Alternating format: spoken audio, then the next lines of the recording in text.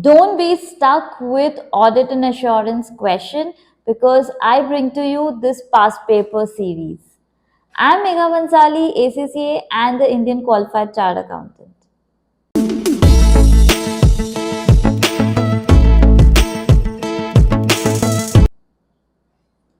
In these series of solving past papers, we are going to be solving audit and assurance past papers, wherein we are going to be discussing all concepts, exam strategy, time management, and everything that you need to get ideas and tips on how to do a perfect answer solving of a question.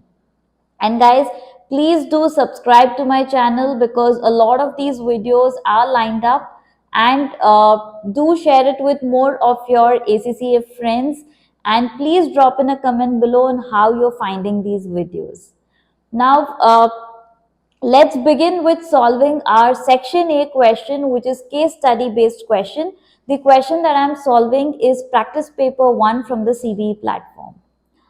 So starting with our first question. Now first always read the question, then the requirement. Saves a lot of time, and sometimes a lot of questions are pretty direct, so you can directly solve it and then you can go to your requirement. Belkin and Co. has a responsibility to perform procedures to obtain sufficient appropriate evidence that subsequent events are appropriately reflected in the financial statement of Samson Co. Indicate by clicking on the timeline up till which date the auditor should perform subsequent event procedures. Now to answer this question, you need to have good concepts of your subsequent event standard. You need to know your FR concepts. A lot of FR concepts do flow into your audit. So that's why it's recommended you do FR before you do your audit.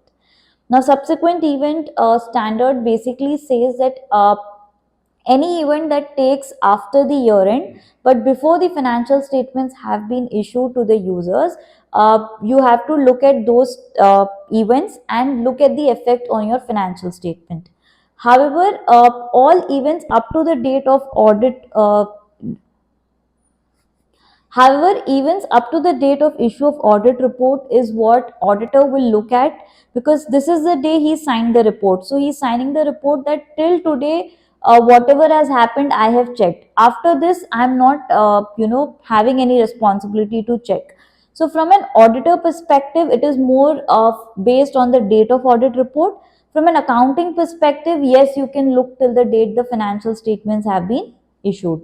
Now, financial statements have been issued means the day it's available to the shareholders for its use is the day of issue of your financial report. So here the answer would actually be the date of auditor's report, because auditor is responsible only till the day he's signing the audit report. Moving on to the next question. If after the financial statements have been issued, Belkin and Co. becomes aware of a fact which may have caused its report to be amended, the firm should consider several possible action. Which two of the following are appropriate action for Belkin and Co. to take? So, as an auditor, if you have come to know about some issue after you have issued your audit report, then what do? So, it's a limited scope. If any events you get to know after you've issued your audit report, you don't have a lot of responsibility towards it. But as a professional ethics or professional competency, you might have to look at doing some steps. Now, what are those? Discuss with management and where appropriate those charged with governance. Yes, we can do that. Obtain a written representation from management. Not relevant. Why would management give me a representation for any event beyond my scope? My scope was only till I've issued my audit report. Consider whether the firm should resign from engagement. Again, not relevant. Already report has been issued. Why would I resign now? Okay. Enquire how management intends to address the matter in the financial statement where appropriate. So this sounds reasonable. So these two are my options. Moving to our third question. Which of the following audit procedures is not required to be performed to form a conclusion as to whether the financial statements require amendment in relation to unfair dismissal claim? Now let's read what is this unfair dismissal claim.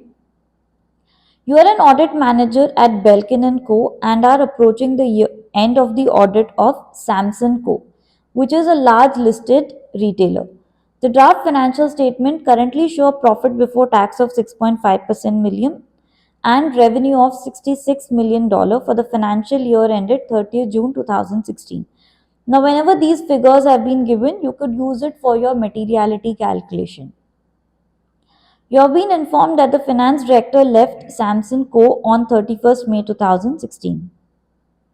As a part of subsequent event audit procedures, you reviewed post year end board meeting minutes and discovered that a legal case of unfair dismissal has been brought against Samson Co. by the finance director. During a discussion with the human resource director of Samson Co., you established that the company received the notice of the proposed legal claim on legal claim on 10th of July. Now the claim is received on 10th of July. My year end is 30th June. So the transaction also took place after the year end. The HR director told you that Samson Co. lawyers believe that the finance director's claim is likely to be successful. That means you might have to give the compensation. But estimated that $150,000 is the maximum amount of compensation which would be paid. However, management does not intend to make any adjustment or disclosures in the financial statement. Now, what audit procedures can you perform? Inspect relevant correspondence with Samson Co.'s lawyer. Yes, whenever there is a lawsuit, you have to go and talk to the lawyer and figure out what the case is. So, this is yes. Write to finance director to confirm the claim and level of damages. Now, finance director is actually a third person here because he's left the organization. So, this might not really be an appropriate audit procedures to approach him because he's already fighting against the company. Why would he talk to me? Review the post year end cash book for evidence of payment to the finance director. This is also correct. If there is a legal suit and there is some compensation that you need to pay, the way you can check it is through your bank statement. Request that management confirms their views in a written representation. So you can get a written representation from management on what they believe the issue is all about, how it will be resolved, so that you get some comfort on this case. So option B is something that you would not be doing, and that's what they're asking. Which of the following audit procedures not required to be performed? So we don't write to the finance director over here. Now moving to our next question. You are drafting the auditor's report for Samson Co. and the audit engagement partner has reminded you that the report will need to reflect the requirement of ISA 701, communicating key audit matters in the independent auditor's report. Now, also remember, key audit matter paragraph comes only for listed organizations and it is only on matters which are already included in the financial statements which you want to emphasize on or you want to highlight. That is your key audit matter paragraph. So, from this, we will select the most appropriate one. According to ISA 701, which of the following should be included in the key audit matter paragraph reports in the auditor's report? So now we know what is key audit matter paragraph. Let's select the most appropriate one. Matter which requires significant auditor's attention. Yes. Now, but we'll read the other options. Matters which result in modification to the audit opinion. No. This will be included in my basis of opinion paragraph. So if there's a modification, there's a different paragraph for this. So this is not the option. All matters which were communicated to those charged with governance, we don't include that in the auditor's report. There is, now all these matters are typically not included in auditor's report because a lot of things we communicate to those charged with governance. We also communicate our audit plan, audit strategies, key audit findings, and lot of things. So all of those will not come here. Thus, yes, key audit findings, if that was given, that could have been something that has been included. All matters which are considered to be material to the financial statements, no, we don't include all that in our audit report because we have audited. If there is any inconsistency, then that, yes, we report. So, based on these options, option A is the most appropriate one. So that's what we'll be selecting. Now moving on to our last question. Which of the following audit opinion will be issued if the unfair dismissal case is not adjusted for or disclosed within the financial statement?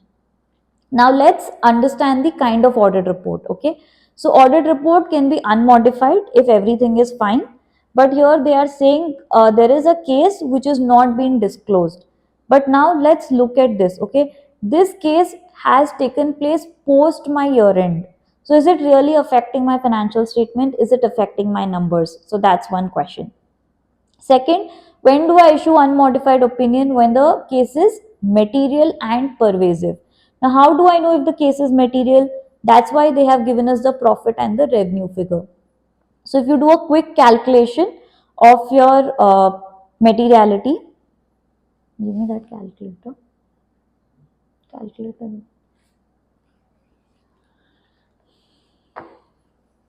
Now, how do you know it is material?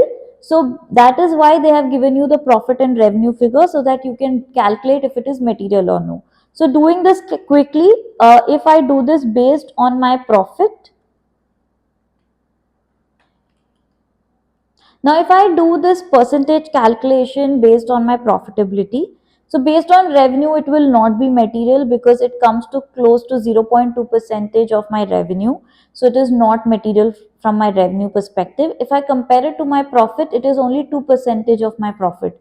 Again, the matter is immaterial here.